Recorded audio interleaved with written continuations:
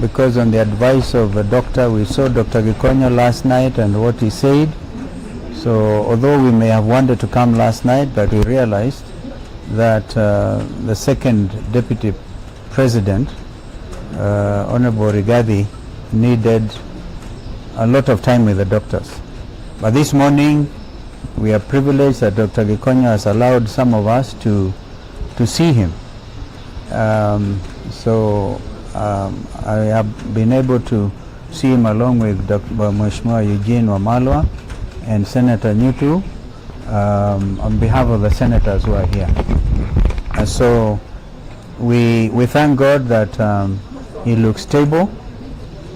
And of course it is upon the doctors to continue concluding the investigations that they were doing.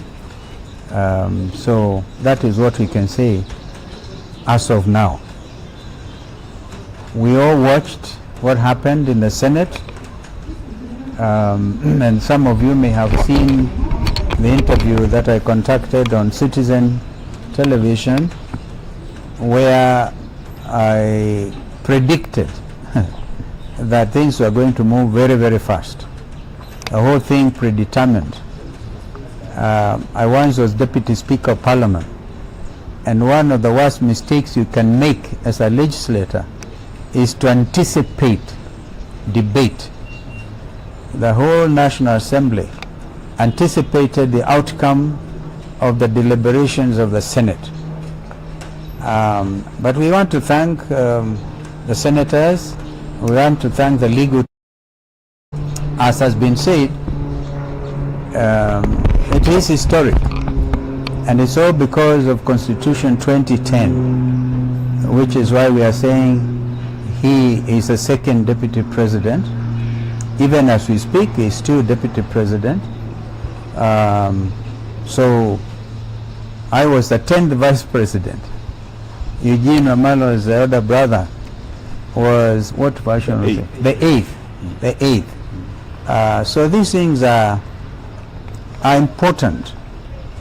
It's part of our history. It's part of our heritage as a people.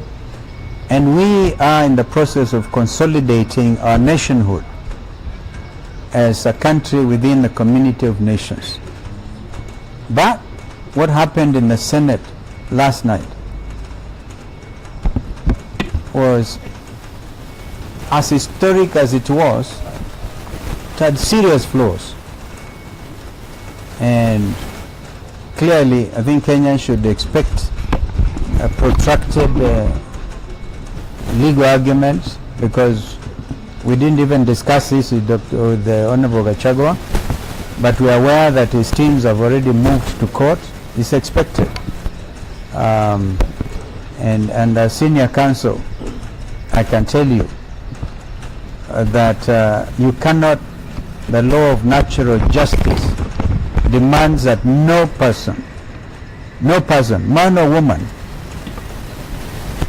shall be condemned unheard. And it was all there.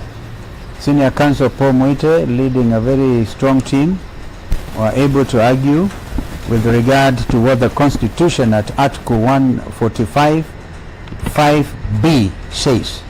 Before the vote, before the Senate took the vote, they could only do so after affording an opportunity to Deputy President to defend himself. There were other arguments, of course, by Senior Counsel Jim Orengo and Tienda Molo on the other side, and Gumbe. Yeah, so we respect all of that. But truth be told, this whole thing smacks of injustice, gross injustice, political manipulation, and all of us know this is a political trial. And therefore, once again, we want to thank the senators who stood firm on both sides. We can't condemn even those who voted for the impeachment. We can't condemn. They did what was their responsibility, regardless of what may have happened in the back rooms or wherever. And then the country continues to learn a lot from this impeachment process. So once again we wish Mheshimiwa Rigathi Gachagua very quick recovery, and we thank God that he has spared his life. He is the giver of life, and by his stripes we believe that Gachagua will be healed.